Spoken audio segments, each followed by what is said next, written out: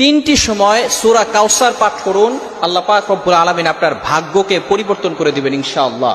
যদি আল্লাহ পাক রব্বুল আলামিন কেউ যদি এমন ভাবে আল্লাহ তাআলার কাছে দোয়া করে, তাহলে আল্লাহ পাক রব্বুল আলামিন তার ভাগ্য পরিবর্তন করে দিতে পারেন। আল্লাহ পাক রব্বুল আলামিনের কাছে ক্ষমতা রয়েছে, আল্লাহ পাক রব্বুল আলামিন চাইলে কারো ভাগ্য পরিবর্তন করতে পারেন।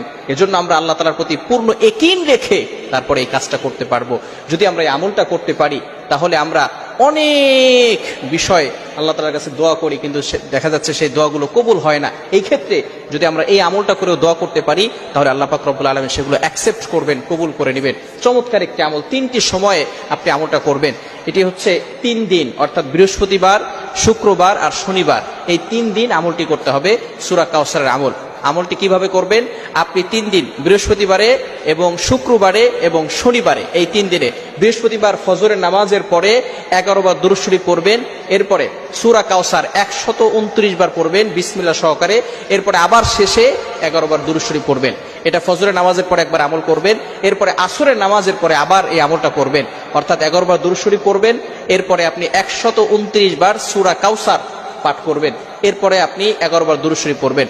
আবারও ইশারের পরে আপনি 11 বার দুরূদ শরীফ পড়বেন, সূরা কাউসার 129 বার পড়ে এরপরে 11 বার দুরূদ শরীফ পড়বেন। তাহলে এরপরে যদি আপনি ইশারা নামাজের পরে দোয়া করেন, আল্লাহ পাক রব্বুল আলামিন ওই দোয়াটা কবুল করে নেবেন।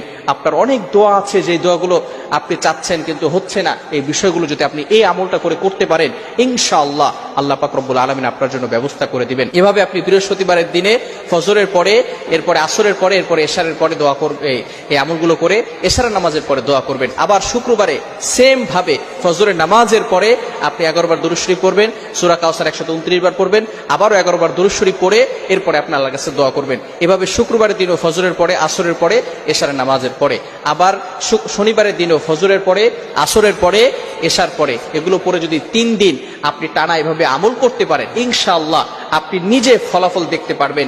আপনার যেই দোয়াগুলো আছে, যেগুলো আপনি আল্লাহর কাছে করতে চাচ্ছেন, এই দোয়াগুলো আল্লাহ পাক রব্বুল আলামিন অ্যাকসেপ্ট করবেন, আল্লাহ পাক রব্বুল আলামিনের কাছে গ্রান্টেড হবে। আপনি অবাক হয়ে যাবেন যে আল্লাহ পাক রব্বুল আলামিন কিভাবে মানুষকে দিতে পারেন। সুতরাং আপনি অনেক সময় দেখা যাচ্ছে হতাশ হয়ে যান, আমি এত দোয়া করছি, দোয়া কবুল হচ্ছে না কেন?